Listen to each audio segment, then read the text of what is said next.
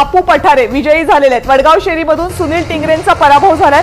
सुरुवातीला सुनील टिंगरे यांनी या मतदारसंघामध्ये आघाडी घेतली होती, मात्र आता त्यांचा पराभव झाल्याची बातमी समोर येते। या मतदारसंघामध्ये सुनील टिंगरे यांचा पराभव करण्यासाठी राष्ट्रवादी काँग्रेस शरदचंद्र पवार पक्षाच्या वतीने प्रचंड मेहनत घेण्यात आली होती। सुप्रिया सुळे यांच्या अनेक सभा याच्यामध्ये झाल्या होत्या। सुनील टिंगरे यांनी शरद पवार यांना पाठवलेली मानहानीची नोटीस या मतदारसंघामध्ये चर्चेचा विषय ठरली होती। आणि सगळ्यात महत्त्वाचं बोरशे प्रकरण जे पुण्यामध्ये झालं होतं, ज्यामध्ये पुणेकरांचा रोष उफाळून आला होता, त्याच्या केंद्रस्थानी सुनील टिंगरे होते आणि कदाचित याच सगळ्याचा फटका त्यांना बसलेला दिसतोय।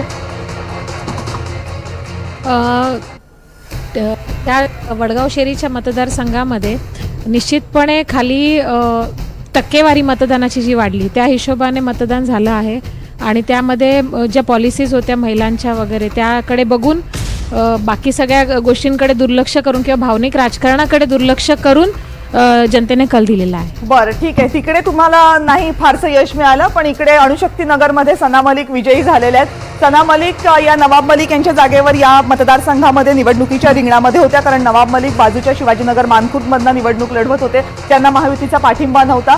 तर अणुशक्ती नगरमधून फहाद अहमद यांना महाविकास आघाडीनं या मतदारसंघामध्ये उतरवलं होतं, पण बाहेरचे उमेदवार म्हणून त्यांना विरोधही होत होता। दिंडोरीमधून नरहरी झिरवळ यांचा विजय झाला आणि शेवगाव पाथर्डीमधून मोनिका राजे यांनी आता आघाडी घेतलेली आहे। पण अणुशक्ती नगरचा जो निकाल आहे तो तुमच्यासाठी निश्चितच आनंदाचा असणार आहे। निश्चितपणे वडगाव शेरी निश्चितपणे आपण ज्या पद्धतीने सांगितलं की वडगाव शेरीमध्ये आम्हाला त्याच्या पोरशे प्रकरण असेल किंवा ज्या पद्धतीने सुनील टिंगरे त्या केंद्रस्थानी होते त्याचा बेनिफिट झाला असेल, त्याच्याबरोबर तिकडे भारतीय जनता पक्षाचे एक उमेदवार होते, मला वाटतं जगदीश मुळक असं काय जगदीश मुळीक, त्यांनी अपक्ष भरण्याचा प्रयत्न केला होता, पण त्यानंतर त्यांना देवेंद्र फडणवीसांनी सांगितलं त्यांनी त्यांच्या देखील नाराजगी कदाचित आम्हाला फायदा झाला असेल। आणि पण बाबूराव पठारे साहेब जे आहेत ते त्यांचं नाव अतिशय चांगलं आहे त्या विभागामध्ये, एक सज्जन व्यक्तिमत्व आहे, सौम्य विचारांचं व्यक्तिमत्व आहे, त्यामुळे देखील तिकडच्या लोकांनी त्यांना जास्त डोक्यावरती उचलून घेतलं असावं असा अंदाज आहे।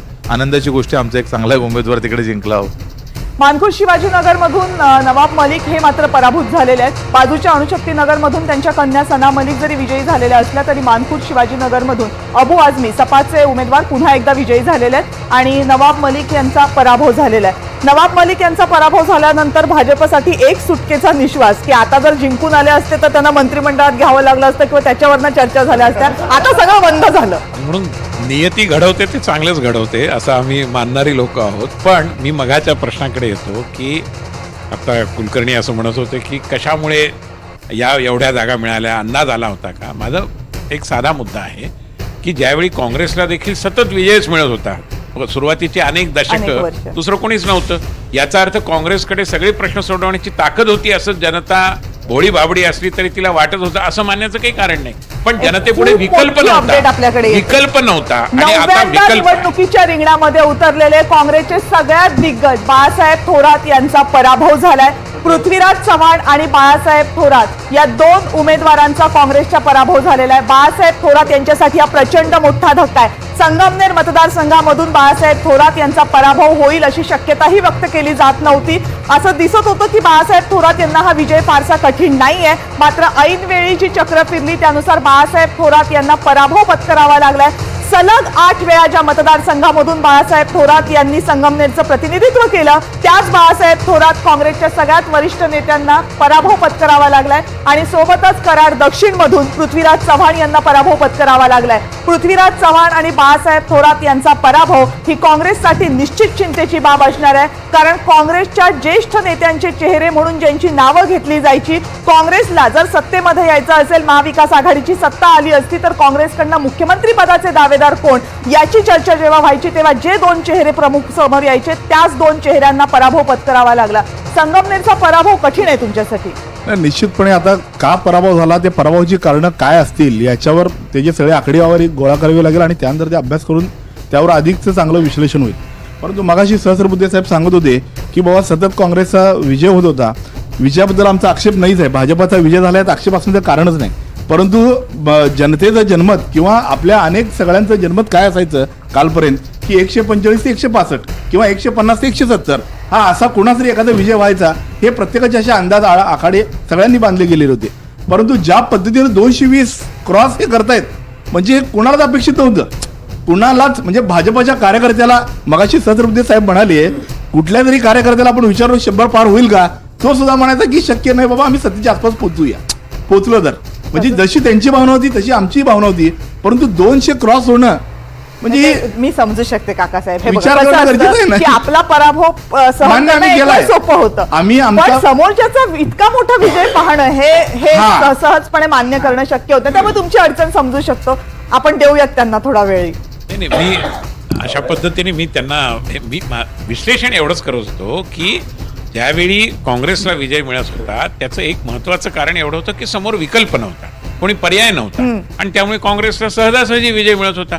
आज लोकांना ज्यावेळी पर्याय आहेत त्यावेळी लोक विचारपूर्वक आपल्या समस्या नाहीयेत असं आमचं म्हणणंच नाहीये, समस्या आहेत, पण या समस्यांवर उतारा शोधण्याची क्षमता कोणामध्ये आहे, तर लोकांना असं वाटलं की महायुतीमध्येच ही क्षमता आहे.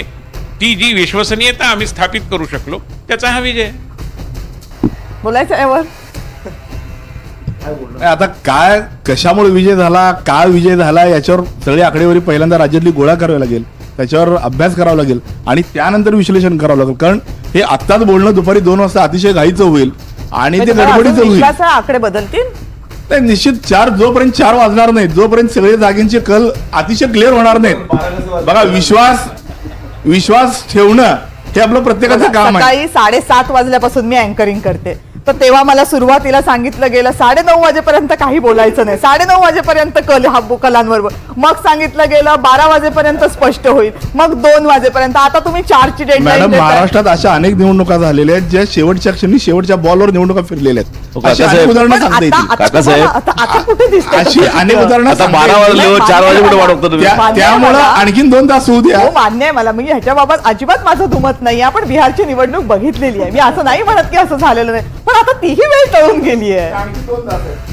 ठीक आहे, देऊयात त्यांना 2 तास. आपण कसं काय तुम्ही 4 वाजता काय ठरलंय नक्की?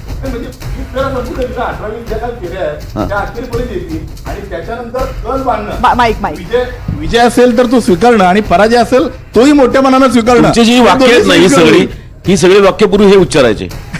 प्रत्येक पर्व आम्हाला चिंतन केलं पाहिजे, आम्हाला बसलं पाहिजे, प्रत्येक मतदारसंघ बघू चिंतन करायचे. बघा, एक लक्षात घ्या, पराभवानंतर चिंतन करणं गरजेचं आहे ना. नंतर मग ते सांगायचे की आमची टक्केवारी वाढलेली आहे, जागा जरी नसलं तरी. हे त्यांचं सगळं तुम्ही घेतलं आता ते. नाही बघा, आता तुमचं भाजपीकरण सुरू झालं की काय? जे वास्तव आहे ते आपण सगळ्यांनी स्वीकारलं पाहिजे, या भूमिकेचा मी आहे. त्यामुळं 4 वाजता निकाल अधिकृत म्हणजे 288 जागांचा जेव्हा क्लिअर होईल, विजय झाला तर तोही आनंदाने स्वीकारू, पराजय झाला तोही आनंदाने स्वीकारू.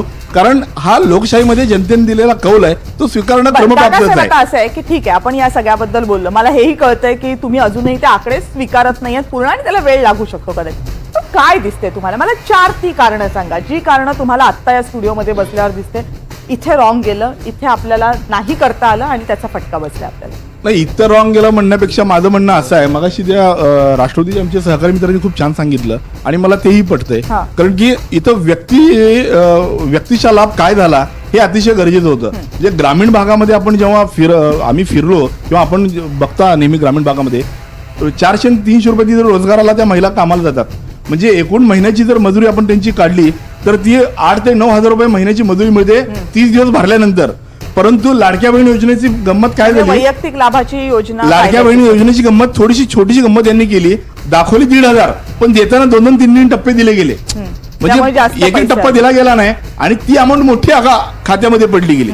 4,500 असेल, 3,000 असेल आणि त्या महिलांना असं वाटायला लागलं, कदाचित असं वाटलं असेल की बाबा आम्ही जर मतदान नाही केलो तर ही योजना बंद होऊन जाईल. अशा प्रकारे अशा प्रकारचा नरेटिव्ह सेट करण्यात हे यशस्वी ठरले असतील असं मला वाटतं. उद्धव ठाकरेंनी सांगितलं ना आम्ही बंद करू म्हणून योजना ती.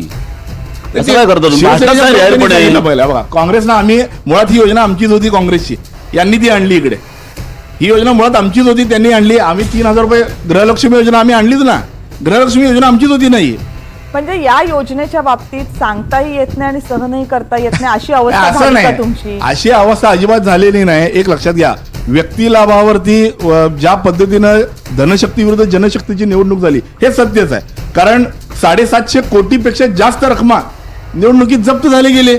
मग हे सगळे आकडे बघता अनेक प्रकरणामध्ये सत्ताधारी पक्षाशी निगडीत असणाऱ्या गाड्या सापडल्या, लोक सापडली. हे अनेक ठिकाणी मेजॉरिटीने आपल्याला दिसलं किंवा अनेक वृत्तवाहिन्यांनी ते दाखवलं सुद्धा.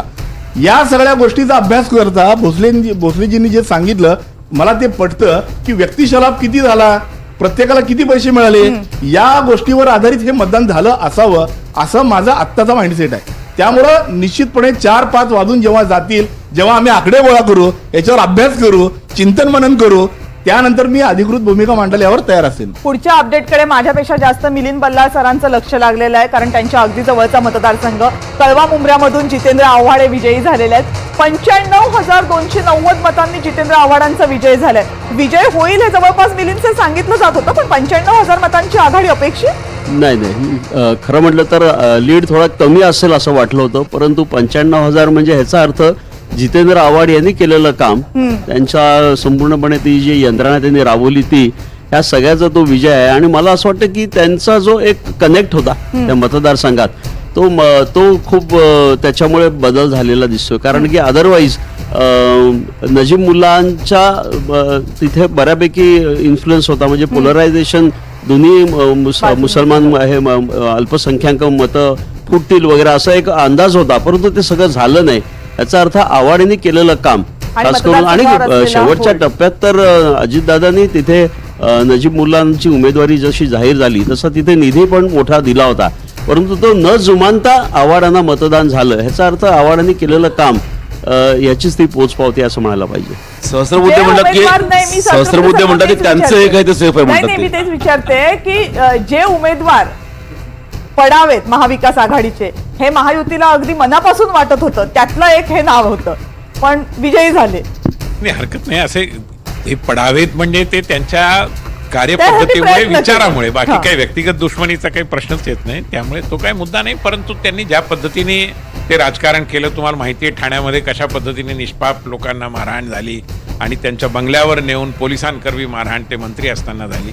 त्यामुळे हा सगळा इतिहास आहे. मी पुन्हा तो काळा कोळसा उगाळण्याची काही आवश्यकता म्हणजे मानत ते नाही. कारण आहे की ते ज्या भूमिका घेतात धार्मिक नाही, आधारावर, नाही. ते कारण असं नाही, असं की तुकडे थोडीच करता येतात. एकूण व्यक्तिमत्व आणि त्यांचं नेतृत्व, त्यांची कार्यशैली, याला निश्चितपणाने आमचा विरोध आहे. आक्षेपार्ह अशा बऱ्याच गोष्टी आहेत. हा. शास्त्रबुद्धे सरांना तसं मी कधी क्रॉस करत नाही, पण सर ज्यावेळेस ती मारहाण झाली त्यांच्या मुलीवरती त्यांनी अतिशय घाणेरडे कमेंट केले होते काही लोकांनी, जे योगायोगाने RSS विचारधारेचे होते, की तुमचा बलात्कार करू. जर अशा लोकांना प्रेमाने समजून सांगायची प्रथा असेल तर ती अतिशय अनुचित ठरेल.